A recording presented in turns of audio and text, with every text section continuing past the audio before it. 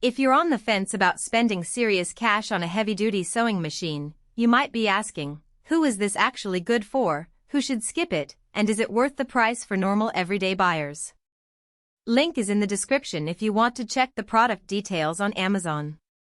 I spent the last few weeks testing the Consew 146RB in a small home-based tailoring setup, and here's what I discovered after actually threading it, sewing through denim, canvas, and a few layers of quilt batting.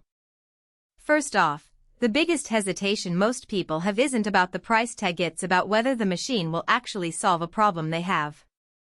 If you're the type of crafter who only pulls out a needle once a month for a quick hem, the 146RB is probably overkill. If, however, you run a small apparel line, repair upholstery for friends, or you're the go-to person for making sturdy tote bags, the walking foot mechanism and the industrial motor become real assets. The question really boils down to volume and material.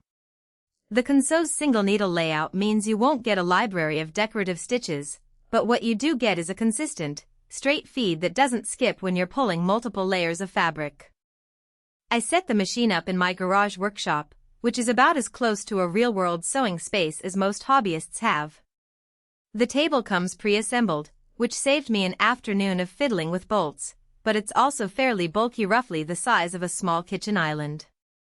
That means you need a dedicated corner. You can't just park it on a folding table and expect it to stay level when you hit a heavier seam. The motor is a sealed unit that hums quietly compared to older industrial models, yet it's still loud enough that you'll hear it if you're in a shared living space. The walking foot is the star of the show. When I layered 3 pieces of denim for a pair of jeans, the foot kept the layers perfectly aligned, something a regular feed foot would have struggled with. One practical strength I noticed right away is stitch consistency at higher speeds. The 146RB can crank out 800 stitches per minute without the tension wavering, which is a big deal when you're trying to finish a batch of shirts before a deadline. I ran a quick test stitching a 5-meter seam on a canvas banner, and the machine didn't hitch even when I increased the speed to my comfort limit. That translates to real-time savings for anyone who needs to produce multiple pieces in a day. Another plus is the ease of changing needles. The needle bar drops down, you swing the cover open, and the needle slides out with a simple pull. For a machine that's built for production, that little convenience can shave minutes off each setup. On the flip side, the single needle design means you're stuck with a straight stitch or a basic zigzag. If your business relies on decorative stitching, think embroidery or intricate applique, that's a deal breaker. The walking foot also introduces a learning curve.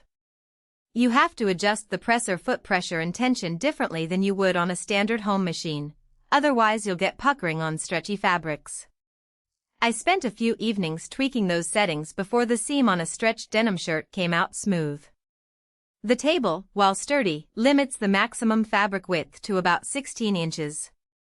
If you're cutting a full-size quilt top or a large piece of upholstery, you'll have to split it and seam it in sections, which adds extra handling time. Another hidden trade-off is power. The motor is designed for continuous use, but it draws a noticeable amount of electricity.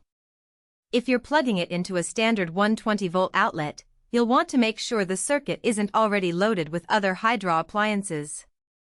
In my setup, I used a dedicated outlet, and the machine ran cool for the entire day, but a friend who tried to run it off a power strip reported occasional tripping. That's not a flaw in the machine itself, just a reminder that industrial equipment expects a little more infrastructure than a typical home sewing machine. So who should buy it? The sweet spot is small-scale manufacturers, serious hobbyists who specialize in heavy fabrics, and anyone who needs to churn out consistent seams quickly.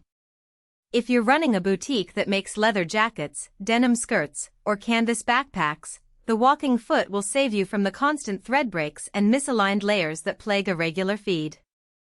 It also shines for upholstery repair, think reupholstering a dining chair or stitching a leather sofa patch. The machine's durability means you won't be worrying about motor burnout after a few weeks of daily use. Who should skip it? Casual sewers who only do occasional mending or light quilting, people who live in apartments where space and noise